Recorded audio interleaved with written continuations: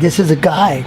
So when you put the key in the machine, the guide follows the actual depths of each cut. While the cutter on the other side where the key is going to be made, as this follows, the cutter cuts those same grooves into this key.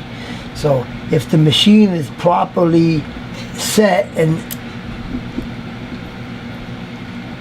engaged, then the key will come out perfect. But if the machine is not perfect, if the key is not set perfect and not gauged properly, then the key may not open the door. Okay, I'm ready to cut. Turn my machine on and I'm ready to cut.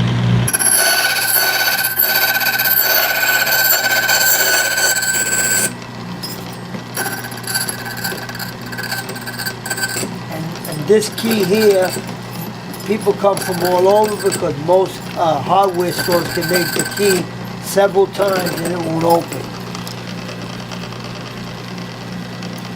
And the reason for that is because they don't want to spend the money to bring in a locksmith to gauge the machine.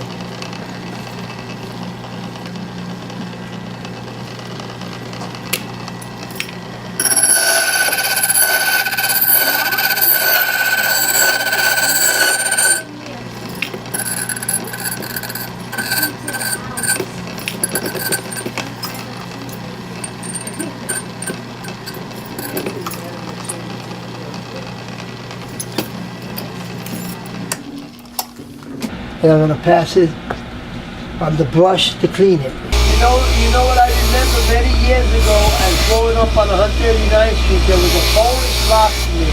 Him and his wife had the shop. I used to go there almost every day. And it amazed me because at that time the keys were cut with a file. They didn't have a machine. They used to follow them by filing them. And it amazes me because they didn't have these hooks either, where you could organize your keys. And they had piles of keys. So they would have to get your key and then move keys all around on top of a table to find the key that matched yours. It was like looking for a pin in a haystack, I remember. So I used to go and say, can I help you look for keys? And they used to go, yeah, and I used to move the keys around. I couldn't at that time discover one or know one key from another. But, I remember I used to go in almost every day. After school, I used to be in there for like an hour, playing with the keys, moving on, trying to identify a key. And they didn't, they had all different kinds of keys on top, and you had to look for the key that would match it. And then, they'll show you how you start putting one key next to the other and measure it, and you file them down. Keys were made by hand, by filing them down.